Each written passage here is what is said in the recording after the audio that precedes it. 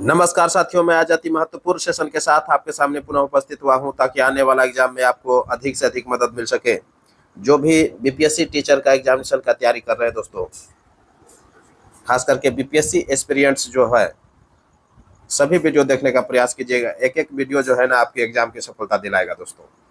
जो भी आप एग्जामिनेशन वनडे का तैयारी कर रहे हैं, पहला क्वेश्चन है 1946 में निर्मित अंतरिम सरकार के कार्यपालिका परिषद के उपसभापति कौन थे। 1946 में जो निर्मित अंतरिम सरकार का जो गठन हुआ था, उसमें कहता है कि कार्यपालिका परिषद के उपसभापति कौन है। ये उपसभापति पूछ लिया है, तो ये नेहरू जी थे। कौन थे? नेहरू जी थे, जवाहरलाल नेहरू। ऑप्शन बी हो जाएगा। क्लियर? ये जो अंतरिम सरकार का गठन हुआ था 2 सितंबर 1946 ईस्वी को हुआ था। इसी में जो है कहता है कि उप सभापति कौन थे, तो नेहरू जी थे, जवाहरलाल नेहरू। नेक्स्ट क्वेश्चन है भारतीय राजनीतिक व्यवस्था में कौन सर्वोच्च है। भारतीय जो राजनीतिक व्यवस्था है उसमें सर्वोच्च कौन है, तो सबसे ऊंचा पर जो है संविधान को रखा गया है दोस्तों। संविधान से बड़ा भारत में कोई नहीं है। क्लियर? तो सबसे जो सर्वोच्च है वो संविधान है। ऑप्शन सी हो जाएगा, जो कि संविधान जो है भीमराव अंबेडकर जी के द्वारा लिखा गया है। क्लियर? नेक्स्ट क्वेश्चन है भारत के संविधान सभा की अंतिम बैठक कब हुई थी। भारत के संविधान सभा की अंतिम बैठक कब हुई थी, तो अंतिम जो बैठक हुआ था वो 24 जनवरी 1950 ईस्वी को हुआ था। संविधान सभा का जो अंतिम बैठक हुआ था 24 जनवरी 1950 ईस्वी को हुआ था।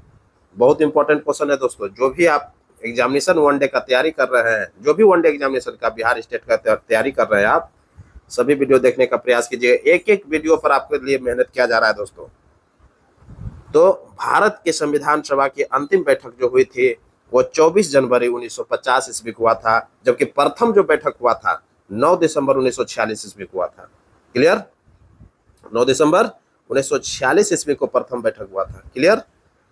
नेक्स्ट क्वेश्चन है केंद्र में द्वैध शासन अधिनियम किसके अंतर्गत स्थापित किया गया है। केंद्र में द्वैध शासन अधिनियम किसके अंतर्गत स्थापित किया गया था, तो केंद्र में जो द्वैध शासन अधिनियम लाया गया था, केंद्र की चर्चा कर रहा है। ये केंद्र में द्वैध शासन की व्यवस्था जो लाया गया है वो भारत सरकार अधिनियम 1935 के तहत लाया गया था। क्लियर? और प्रांतों में द्वैध शासन को समाप्त करके केंद्र में द्वैध शासन अधिनियम लाया गया था, जबकि प्रांतों में जो द्वैध शासन लागू किया गया था वो 1919 के अधिनियम में लाया गया था। ये भी ध्यान में रखिएगा, जो प्रांतों में जो द्वैध शासन लागू हुआ था वो भारत सरकार अधिनियम 1919 के अधिनियम में लाया गया था, जबकि 1935 का जो अधिनियम आया भारत सरकार अधिनियम, प्रांतों में जो है द्वैध शासन को खत्म करके केंद्र में द्वैध शासन को लागू किया था। क्लियर हो गया होगा? नेक्स्ट क्वेश्चन है न्यायिक पुनरावलोकन की व्यवस्था कहां से लिया गया है। न्यायिक पुनरावलोकन की जो व्यवस्था लिया है भारतीय संविधान में, जो न्यायिक पुनरावलोकन है वो अमेरिका के संविधान से लिया है। कहां से लिया गया है? अमेरिका के संविधान से न्यायिक पुनरावलोकन की व्यवस्था लिया गया है। ऑप्शन ए हो जाएगा, संयुक्त राज्य अमेरिका। क्लियर? नेक्स्ट क्वेश्चन है भारत के संविधान के निर्माण में संविधान सभा को कितना दिन लगा था। भारत के संविधान के निर्माण में संविधान सभा को कितना दिन लगा था, तो 2 वर्ष 11 महीना 18 दिन लगा था। 2 वर्ष 11 माह 18 दिन लगा था संविधान के निर्माण में। क्लियर? संविधान का जो निर्माण हो रहा था उसमें 2 वर्ष 11 महीना और 18 दिन जो है संविधान सभा को लगा था। ऑप्शन ए हो जाएगा। क्लियर? क्लियर हो गया होगा? नेक्स्ट क्वेश्चन है पंचायती राज किस सूची में शामिल है। पंचायती राज जो है किस सूची में शामिल है, तो ये राज्य सूची का विषय है दोस्तों। पंचायती राज जो है ये राज्य सूची का विषय है, अर्थात ये ऑप्शन सी हो जाएगा, राज्य सूची। और पंचायती राज जो व्यवस्था है ये 11वीं अनुसूची में, संविधान के 11वीं अनुसूची में रखा गया है। जो कि इसके लिए जो पंचायती राज व्यवस्था के लिए जो संशोधन हुआ था, 73वां संविधान संशोधन हुआ था, और नगर पालिका के लिए जो संविधान संशोधन हुआ था वो 74वां संविधान संशोधन हुआ था। क्लियर। तो 11वीं अनुसूची में किसको रखा गया है? पंचायती राज को रखा गया है, और 12वीं अनुसूची में जो है वो नगर पालिका को रखा गया है। क्लियर। तो इस तरह से आप क्लियर रखिएगा। नेक्स्ट क्वेश्चन है, प्राकृतिक संसाधनों का संरक्षण के लिए 1968 में कौन सा कन्वेंशन हुआ था? प्राकृतिक जो संसाधन है, जैसे कि वन हुआ, नदियां हुआ, महासागर हुआ, पेड़ पौधे हुआ, जीव जंतु हुआ, प्राकृतिक जो संसाधन है उसका संरक्षण के लिए 1968 में एक कन्वेंशन हुआ था। तो वह कौन सा कन्वेंशन हुआ था? बहुत इंपॉर्टेंट क्वेश्चन है दोस्तों। वह जो कन्वेंशन हुआ था, अफ्रीकी कन्वेंशन हुआ था। ये जो 1968 ईस्वी में हुआ था, अफ्रीकी कन्वेंशन हुआ था। ऑप्शन बी हो जाएगा। क्लियर। नेक्स्ट क्वेश्चन है, भारतीय स्वाधीनता विधेयक। भारतीय स्वाधीनता विधेयक पर ब्रिटिश सम्राट के हस्ताक्षर कब हुए थे? भारतीय स्वाधीनता विधेयक पर ब्रिटिश सम्राट का जो हस्ताक्षर हुआ था वो 18 जुलाई 1947 ईस्वी को हुआ था।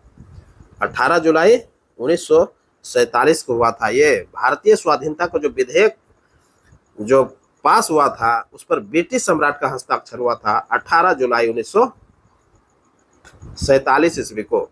उस समय जो ब्रिटिश सम्राट थे, जॉर्ज कौन थे? जॉर्ज 6 थे, जॉर्ज 6 थे। ये ध्यान में रखिएगा। तो भारतीय स्वाधीनता विधेयक जब ब्रिटिश सम्राट का जो हस्ताक्षर हुआ था, जॉर्ज 6 ने ही हस्ताक्षर किया था 18 जुलाई 1947 ईस्वी को। और उस समय जो थे ब्रिटेन में लेबर पार्टी की सरकार थी, और लेबर पार्टी का जो प्रधानमंत्री था वो क्लीमेंट एटली थे। क्लियर हो गया होगा। नेक्स्ट क्वेश्चन है, बंगाल में मुस्लिम जागरण का पिता किसे कहते हैं? बंगाल में मुस्लिम जागरण का पिता किसे कहते हैं? तो बंगाल में जो मुस्लिमों को जागरूक किया था, जागरण का जो पिता कहते हैं उसको नवाब अब्दुल लतीफ खान को कहा जाता है। किसको कहा जाता है? नवाब अब्दुल लतीफ खान। तो ऑप्शन सी हो जाएगा, नवाब अब्दुल लतीफ खान हो जाएगा। क्लियर। नेक्स्ट क्वेश्चन है, किस केस में नरेंद्र गोसाई सरकारी गवाह बन गया था? देखिए ये बार बार ये इम्पोर्टेंट, इतना इम्पोर्टेंट यह क्वेश्चन है कि ये बार बार एग्जामिनेशन में पूछा जाता है। और जो भी आप प्रीवियस पेपर का जो क्वेश्चन उठाइएगा तो ये सब क्वेश्चन देखने के लिए आपको मिलेगा। कहता है किस केस में नरेंद्र गोसाई सरकारी गवाह बन गया था? तो अलीपुर केस जो हुआ था उसमें सरकारी गवाह ये नरेंद्र गोसाई बन गए थे। क्लियर। नेक्स्ट क्वेश्चन है, भगत सिंह एवं बटुकेश्वर दत्त के सेंट्रल लेजिस्लेटिव असेंबली में जब बम फेंका गया था उस समय असेंबली का अध्यक्षता कौन कर रहे थे? बहुत इंपॉर्टेंट क्वेश्चन है ये। भगत सिंह जब बटुकेश्वर दत्त दोनों मिल करके सेंट्रल लेजिस्लेटिव असेंबली में बम फेंका गया था तो उस समय जो है असेंबली का अध्यक्षता जो है विट्ठल भाई पटेल कर रहे थे। कौन कर रहे थे? विट्ठल भाई पटेल कर रहे थे। क्लियर। नेक्स्ट क्वेश्चन है, 20 फरवरी 1946 ईस्वी को वायुसेना के कुछ सैनिकों ने ब्रिटिश सरकार के विरुद्ध हड़प्पा, देखिए यहाँ हड़ताल हो जाएगा, हड़प्पा लिख दिया है, हड़ताल करा कि 20 फरवरी 1946 ईस्वी को वायुसेना के कुछ सैनिकों ने ब्रिटिश सरकार के विरुद्ध हड़ताल कर दी थी। तो ब्रिटिश सरकार के जो विरुद्ध हड़ताल किया था वो कहाँ किया था? तो कराची में किया था। ऑप्शन क्या हो जाएगा? कराची हो जाएगा। ऑप्शन बी हो जाएगा। 20 फरवरी 1946 की बात है ये। 20 फरवरी 1946 को वायुसेना का कुछ सैनिक जो है ब्रिटिश सरकार के विरुद्ध हड़ताल किया था, तो वो कराची में किया था, याद रखिएगा। नेक्स्ट क्वेश्चन है, महात्मा गांधी सिर्फ एक बार कांग्रेस के अध्यक्ष कब चुने गए थे? तो महात्मा गांधी जो है सिर्फ एक बार कांग्रेस के अध्यक्ष बने थे और वो बेलगांव कर्नाटक का अधिवेशन था। ऑप्शन ए हो जाएगा, बेलगांव में हुआ था वो अधिवेशन। और ये बेलगांव जो पड़ता है कर्नाटक में पड़ता है, और बेलगांव जो अधिवेशन हुआ था ये 1924 ईस्वी में हुआ था। ध्यान में रखिएगा, 1924 ईस्वी का अधिवेशन जो है बेलगांव अधिवेशन था, जिसकी अध्यक्षता महात्मा गांधी ने किया था। क्लियर? और एकमात्र कांग्रेस का अधिवेशन की अध्यक्षता जो है गांधी जी के द्वारा किया गया है। क्लियर? तो ये ध्यान में रखिएगा। नेक्स्ट क्वेश्चन है, राष्ट्रवादी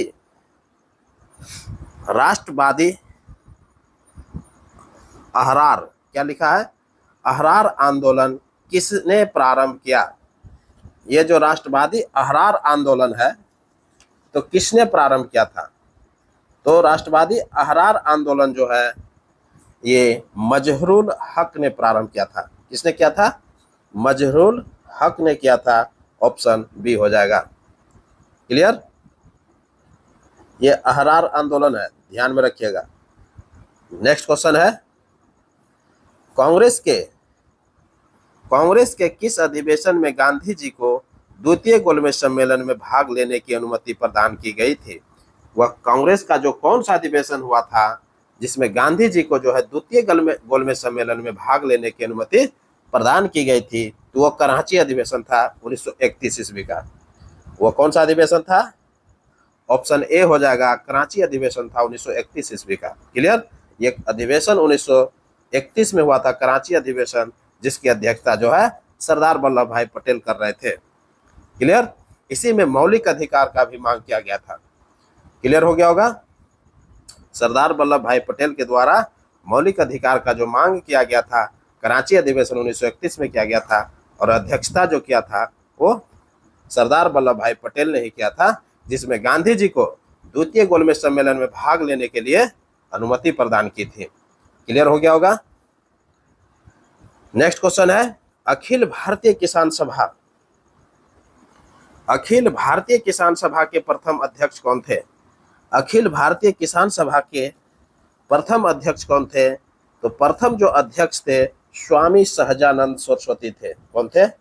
ऑप्शन ए हो जाएगा, स्वामी सहजानंद सरस्वती थे। क्लियर?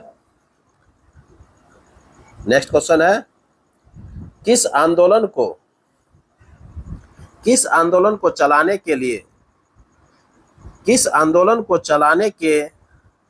लिए तिलक स्वराज फंड की स्थापना की गई थी?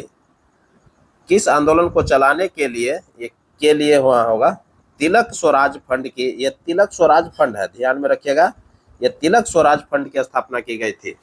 तो असहयोग आंदोलन को चलाने के लिए ऑप्शन क्या हो जाएगा? ऑप्शन बी हो जाएगा, असहयोग आंदोलन को चलाने के लिए तिलक स्वराज फंड की स्थापना किया गया था। और जब असहयोग आंदोलन स्टार्ट हुआ था उसी दिन जो है तिलक जी का मृत्यु हो जाता है। क्लियर? तिलक जी का मृत्यु कब हो जाता है? जब असहयोग आंदोलन स्टार्ट होता है उसी दिन तिलक जी की मृत्यु होता है, और तिलक स्वराज फंड की स्थापना भी उसी दिन हो जाता है। तो क्लियर हो गया होगा? नेक्स्ट क्वेश्चन है, निम्न कथन में से कौन सा कथन सत्य है? अब एक एक करके कथन हम लोग देखेंगे और सभी कथन पर हम लोग चर्चा करेंगे। पहला कथन है, नेहरू जी के नेतृत्व में अंतरिम सरकार का गठन 2 सितंबर 1946 को किया गया था। यह बिल्कुल सत्य है। नेहरू जी के नेतृत्व में अंतरिम सरकार का जो गठन किया गया था वो 2 सितंबर 1946 को किया गया था। यह बिल्कुल सत्य है। क्लियर? कैबिनेट मिशन, दूसरा है कैबिनेट मिशन 24 मार्च 1946 को दिल्ली पहुंचा। कैबिनेट जो मिशन था, कैबिनेट मिशन की बात कर रहा है, कैबिनेट मिशन जो था 24 मार्च 1946 को दिल्ली पहुंचा। ये बिल्कुल सत्य है। क्लियर? तीसरा है, मुस्लिम लीग द्वारा प्रत्यक्ष कार्यवाही दिवस कोलकाता में सर्वप्रथम मनाया गया। मुस्लिम लीग द्वारा प्रत्यक्ष कार्यवाही दिवस जो कोलकाता में मनाया गया था, ये सर्वप्रथम मनाया गया था। ये बिल्कुल सत्य है। क्लियर? ये तीनों ऑप्शन जो है ये सत्य है। उपर्युक्त में से ऑप्शन एक से अधिक हो जाएगा। क्लियर? जो मुस्लिम लीग के द्वारा जो प्रत्यक्ष कार्यवाही दिवस कोलकाता में जो मनाया गया था वो 16 अगस्त 1946 को ये प्रत्यक्ष कार्यवाही दिवस मनाया था। क्लियर? जबकि मुस्लिम लीग के द्वारा 22 दिसंबर 1939 ईस्वी को क्या मनाया था? मुक्ति दिवस के रूप में मनाया गया है। क्लियर? याद रखिएगा, मुस्लिम लीग के द्वारा दो दिवस जो है इंपॉर्टेंट पूछता है, बार बार ये पूछता है, एक मुक्ति दिवस और एक प्रत्यक्ष कार्यवाही दिवस। तो दोनों जो है दिवस याद रखना है, तब जाकर के आपको एक नंबर जो है आपको बहुत शानदार तरीका से मिलेगा। क्योंकि यह दोनों क्वेश्चन जो है बार बार घुमा फिरा करके क्वेश्चन पूछता है। एक मुस्लिम लीग के द्वारा मुक्ति दिवस कब मनाया गया और दूसरा जो है मुस्लिम लीग के द्वारा प्रत्यक्ष कार्यवाही दिवस कब मनाया गया था। तो प्रत्यक्ष जो कार्यवाही दिवस मनाया गया था सर्वप्रथम कोलकाता में मनाया गया था 16 अगस्त 1946 ईस्वी को। क्लियर? और मुक्ति दिवस जो मनाया गया था 22 दिसंबर 1939 ईस्वी को। क्लियर हो गया होगा? 22 दिसंबर 1939 ईस्वी को। क्लियर? नेक्स्ट क्वेश्चन, किस लोकसभा का कार्यकाल लगभग 6 वर्षों का रहा था? कौन सा वह लोकसभा का कार्यकाल था जो कि लगभग 6 वर्षों का रहा था? तो वो 5वीं लोकसभा का कार्यकाल जो है लगभग 6 वर्षों का रहा था। क्लियर? तो ऑप्शन ए हो जाएगा। नेक्स्ट क्वेश्चन है, बनारस हिंदू विश्वविद्यालय BHU जिसको बोलते हैं, बनारस हिंदू विश्वविद्यालय जिसको BHU के संस्थापक कौन थे? तो BHU के जो संस्थापक थे मदन मोहन मालवीय थे। BHU के संस्थापक कौन थे? मदन मोहन मालवीय थे। ऑप्शन ए हो जाएगा। नेक्स्ट क्वेश्चन है, 1908 ईस्वी में बिहार प्रादेशिक सम्मेलन में पृथक बिहार प्रांत का प्रस्ताव किसने रखा था? 1908 ईस्वी में बिहार प्रादेशिक सम्मेलन में पृथक बिहार प्रांत का जो प्रस्ताव रखा था वो फखरुद्दीन अली ने रखा था। दोस्तों कौन रखा था? फखरुद्दीन ने रखा था। ऑप्शन बी हो जाएगा। 1908 ईस्वी में बिहार प्रादेशिक सम्मेलन हुआ था जिसमें पृथक बिहार प्रांत का प्रस्ताव जो है फखरुद्दीन ने रखा था। ऑप्शन बी हो जाएगा। क्लियर? नेक्स्ट क्वेश्चन है, स्वदेश वाहिनी के संस्थापक कौन थे? स्वदेश वाहिनी के संस्थापक कौन थे? तो स्वदेश वाहिनी के जो संस्थापक थे वो के रामकृष्णन पिल्ले थे। कौन थे? के रामकृष्णन पिल्ले थे। ऑप्शन ए हो जाएगा। क्लियर? नेक्स्ट क्वेश्चन है, लाइफ डिवाइन पुस्तक के लेखक कौन है? लाइफ डिवाइन पुस्तक के लेखक अरविंद घोष है। क्लियर? लाइफ डिवाइन पुस्तक के लेखक कौन है? तो अरविंद घोष है। ऑप्शन ए हो जाएगा। नेक्स्ट क्वेश्चन है, निम्न में से कौन सा कथन सत्य है? एक एक करके कथन हम लोग देखेंगे और सभी पर चर्चा करेंगे।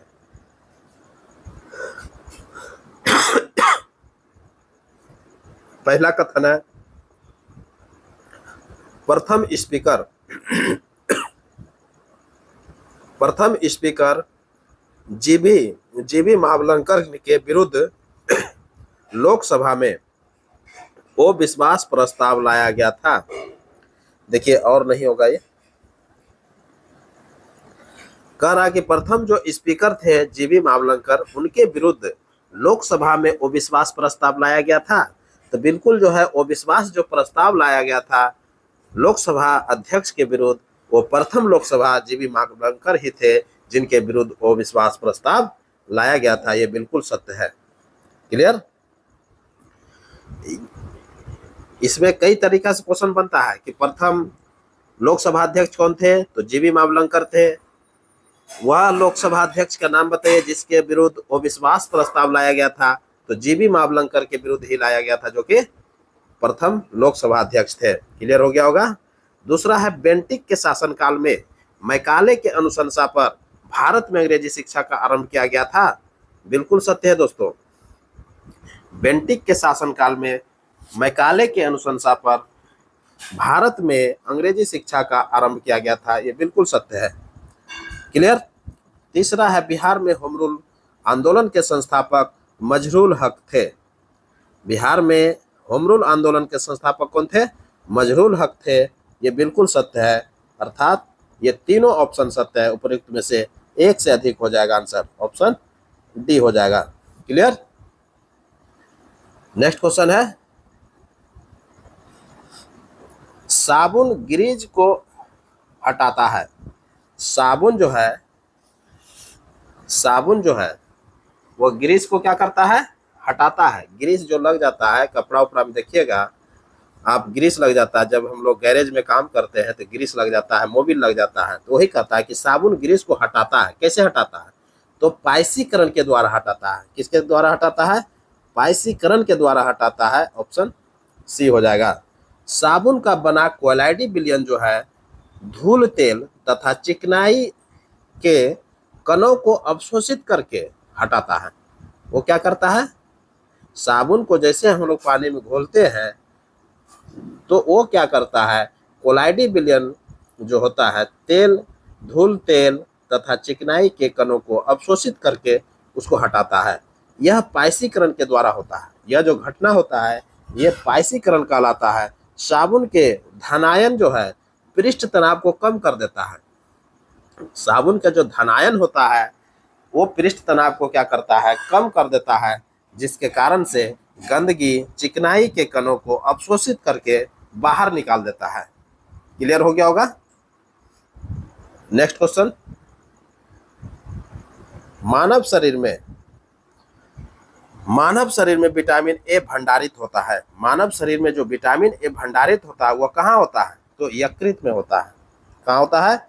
यकृत में होता है। विटामिन ए का भंडारण कहाँ होता है? यकृत में होता है। तो विटामिन ए को जो है रेटिनॉल कहते हैं। विटामिन ए का रासायनिक नाम क्या है? रेटिनॉल है। क्लियर। जो कि अत्यधिक असंतृप्त अल्कोहल है। वो क्या है? विटामिन ए जो है अत्यधिक असंतृप्त अल्कोहल है जो वसा में घुलनशील है। जो कि विटामिन ए क्या है? वसा में घुलनशील है। पादप के कैरोटीन रंजक से इसका संश्लेषण होता है। इसका जो संश्लेषण होता है पादप के कैरोटीन रंजक से होता है। जंतु के यकृत एवं आत्रीय जो श्लेष्मा होता है, आंत का जो श्लेष्मा होता है, यकृत एवं आंत का श्लेष्मा की कोशिकाओं में यह जो है संचित रहता है। इसकी कमी से रतौंधी हो जाती है। विटामिन ए की कमी से क्या होता है? रतौंधी हो जाता है। इस विटामिन को संक्रमण रोधी विटामिन भी कहते हैं, क्योंकि संक्रमण का जो मनुष्य में जो संक्रमण होने की संभावना रहता है विटामिन ए जो है उसको रोकता है। इसीलिए जो है विटामिन ए को संक्रमण रोधी विटामिन भी कहते हैं। हम इसे दूध, मक्खन, अंडे की जर्दी, जिगर तथा मछलियों के तेल आदि से भी प्राप्त कर सकते हैं। ये जो विटामिन ए को जो प्राप्त करते हैं, किससे प्राप्त करते हैं? दूध हो गया, मक्खन हो गया, अंडा का जर्दी हो गया, जिगर हो गया तथा मछलियों का तेल हो गया। इन सभी चीज से हम लोग विटामिन ए का प्राप्ति करते हैं। क्लियर हो गया होगा। तो ऑप्शन ए हो जाएगा। नेक्स्ट क्वेश्चन है, किसकी मात्रा अम्ल वर्षा में सबसे अधिक होती है? किसकी मात्रा अम्ल वर्षा में सबसे अधिक होती है? तो सल्फ्यूरिक अम्ल का मात्रा जो होता है सबसे अधिक होता है H2SO4। ऑप्शन क्या हो जाएगा? ऑप्शन बी हो जाएगा H2SO4। लिख लीजिएगा आप लोग, H2SO4 होता है, इस तरह से लिखा जाता है। क्लियर। जिसको सल्फ्यूरिक अम्ल बोलते हैं। तो अम्लीय वर्षा में किसका मात्रा अधिक होता है? H2SO4 का होता है। क्लियर। Option B. प्राकृतिक एवं मानव निर्मित स्रोतों से वातावरण जो है सल्फर एवं नाइट्रोजन को ऑक्साइड को क्या करता है? सल्फर एवं नाइट्रोजन के ऑक्साइड को प्राप्त करता है। इनमें से कुछ ऑक्साइड जो है धरातल पर वापस जो है ना शुष्क निक्षेप के रूप में जमा हो जाते हैं। वर्षा जो sulphate, nitrate, ammonium, hydrogen ion को शामिल क्या होता है? वो धरातल पर जो है अम्ल वर्षा के रूप में गिरती है। इसमें हाइड्रोजन, सल्फर ऑक्साइड जिसको H2SO4 की मात्रा अधिक होती है, जिसमें क्या क्या अधिक होता है, हाइड्रोजन और H2SO4 जिसको सल्फर ऑक्साइड सल्फ्यूरिक अम्ल बोलते हैं, की मात्रा क्या होता है, वो अधिक होता है। तो इस तरह से आप क्लियर हो गए होंगे। नेक्स्ट क्वेश्चन देखते हैं, और ये अंतिम क्वेश्चन होगा। कह रहा है कि सर्वग्राही रक्त समूह कौन है? तो सर्वग्राही रक्त समूह AB है। ऑप्शन क्या हो जाएगा? ऑप्शन ए हो जाएगा, सर्वग्राही रक्त समूह AB है। क्लियर हो गया होगा। और सर्वदाता जो रक्त समूह होता है वो O होता है। ऑप्शन क्या है? O जो है ये सर्वदाता है। क्लियर। तो इसी के साथ अब हमको इजाजत दीजिए। मैं पुनः एक नए वीडियो के साथ आपके सामने उपस्थित होगा। तब तक के लिए पढ़िए और नेक्स्ट वीडियो का इंतजार कीजिए। नमस्कार, जय हिंद।